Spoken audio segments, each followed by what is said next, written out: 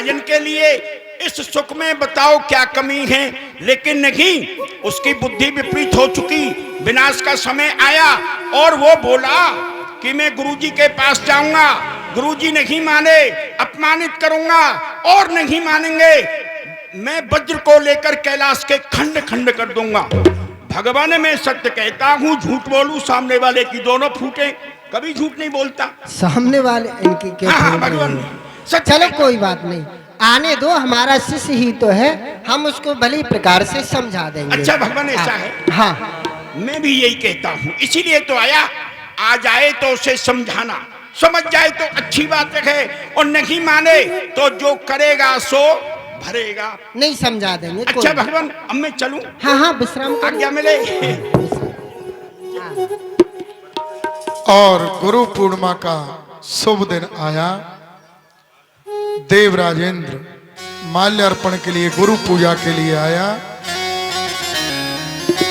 शिव शिव शिव हृदय से बोलो, शिव शिव शिव हृदय से बोलो, मन मंदिर के द्वारे खोलो, मन मंदिर के द्वारे खोलो। अवसर खाली न जाए मुख से, जप ले नमः शिवाय। तेरा पल पल बीता जाए, मुख से जप ले नमः शिवाय। नमामि स्मीशान निर्वाण रूपम, देवं व्यापकं ब्रह्म वेद स्वरूपम, निजं निर्गुणं निर्विकल्पं निरीहं, चिदाकाशमाकाश वासं भजे। निराकार मूंगार मूलं तुरीयं, गिराज्ञान गोतीतमीशं गिरीशं, करालं महाकाल कालं कृपालं, गुणागार संसार पारं नतोऽहम्। गुरुदेव भगवान की चरणों में दास का प्रणाम स्वीकार हो। आपका सदैव कल्याण हो। देवराज, ये क्या, आज तो हम आपके श्रीमुख पर कुछ उदासी देख रहे हैं। आप तो स्वर्ग के राजा हैं।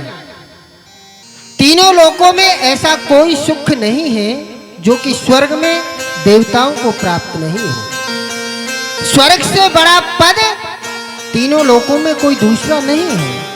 उन सभी सुखों को भोगने के उपरांत भी तुम्हारे हृदय में किसी प्रकार की गिलानी है, क्योंकि बिना गिलानी के मनुष्य के हृदय में या मनुष्य के स्वरूप पर कोई प्रभाव नहीं पड़ता है। तुम्हारे हृदय में गिलानी है, तभी तुम्हारा ये मुख उदास है। तो बताओ क्या कारण? गुरुदेव, मेरे मुखारविंद की उदासी का कारण, मेरे हृदय के गिलानी का कारण वो आप हो गुरुदेव भगवान। हम? हाँ, आप। आपकी उदासी का कारण ये कैसे संभव हो सकता है देवराज? गुरुदेव, बड़ी भोली बातें कर रहे हो। ये संभव ऐसे हुआ है गुरुदेव भगवान। मैंने आपसे मांगा था बड़ा राज्य, परंतु आपने बड़े राज्य की अपेक्षा मुझे एक छोटा सा राज्य दे दिया। राज्य क्या, एक रजुल्ली दे दिया है। परंतु मैं आज यहाँ अपनी गिलानी को निकालने के लिए आया हूं और आपसे दैत्यों का बड़ा राज्य लेने के लिए आया हूं। आप मुझे दैत्यों का राज्य प्रदान करें। मैं दैत्यों का राज्य लेना चाहता हूं। देवताओं का राज्य बहुत समय हो गया चलाते हुए, अब मैं आपके आशीर्वाद से दैत्यों का राज्य चलाना चाहूंगा। मुझे दैत्यों के राज्य की आवश्यकता है। ओ, तो देव ऋषि नारद सत्य कह रहे थे कि इंद्र के हृदय में हमारे प्रति कपट की भावना प्रकट हो गई है।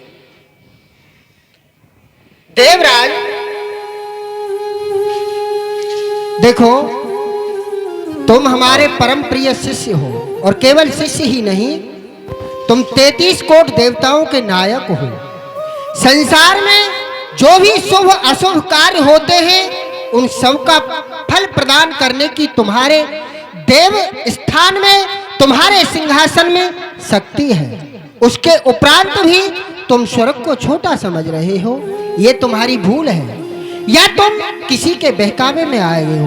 देखो, मैं तुम्हें बार बार समझा रहा हूँ हाँ और तुम्हारे भले के लिए कह रहा हूँ। तुम्हारे लिए स्वर्ग से अच्छा स्थान कोई दूसरा नहीं है। गुरुदेव भगवान, आपको भोलेनाथ कहते हैं तो भोली भोली बातें बनाकर मुझे बहकाने का प्रयास ना करें। मेरे हृदय को शांत करने का प्रयास ना करें। मुझे दैत्यों का बड़ा राज्य चाहिए तो चाहिए। आप दोगे या ना दोगे, आप बताएं। देवराज, हाँ हम भोली भाली बात नहीं, हम तुम्हारे हित की बात कर रहे हैं। तुमको पता है दैत्यों के आगे तुम्हारी क्या सामर्थ्य है और तुम्हारी क्या शक्ति है। दैत्यों का एक छोटा सा बालक भी यदि उपद्रव पर आ जाए तो सभी देवता अपने स्वर्ग को छोड़ करके कंदराओं में छिपते हुए घूमते। तभी तो मेरे हृदय की ये जिज्ञासा है कि मैं दैत्यों का राज्य करूं, दैत्यों के ऊपर अपना स्वयं शासन करूं। आप मुझे दैत्यों का राज्य देंगे या नहीं, ये बताएं। तो दैत्यों के ऊपर राज्य करने की तुम्हारी प्रबल इच्छा है, हाँ, लेकिन वर्तमान समय अनुकूल नहीं है। 3 दिवस के पश्चात मेरी शक्ति घी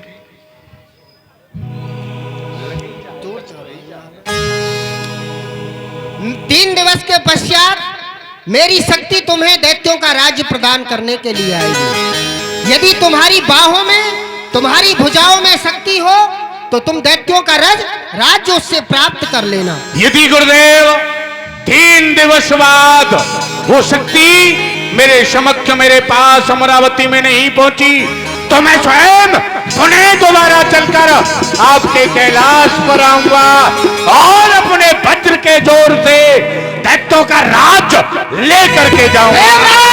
गुरुदेव, खामोश रहो। शिव का केवल तुमने शिव स्वरूप देखा है, तुम शिव के महामृत्युंजय स्वरूप से परिचित नहीं हो। इसलिए तुम्हारी सेहत के लिए और तुम्हारे जीवन के लिए इतना ही बहुत है कि तुम अपने इंद्र स्थान के लिए प्रस्थान करो। ठीक है गुरुदेव, मैं सीखा प्रस्थान करता हूं और 3 दिवस तो आपकी शक्ति का इंतजार करता हूं। चला जाओ।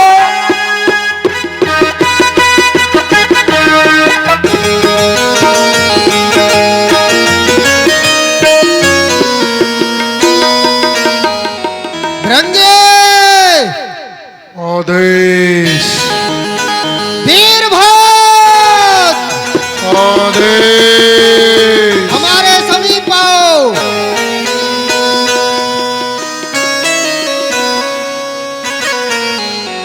ये पात्र ले जाओ और इस पात्र के जल को किसी कूप में डाल करके आओ।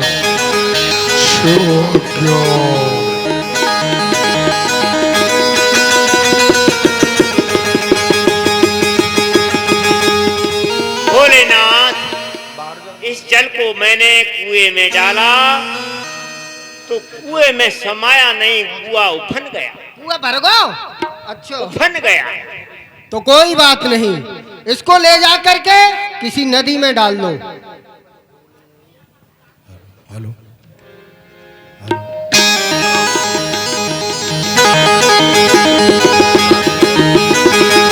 भोलेनाथ, इस जल को मैंने नदी में डाला तो नदी भी उफन गई। नदी भी हमारे वेग को नहीं सहन कर सकी। तो ठीक है, संसार की एकमात्र शांत शक्ति समुद्र है। उस समुद्र को जाकर के हमारा प्रभाव दिखाओ और इस जल को उसमें विसर्जन कर डालो।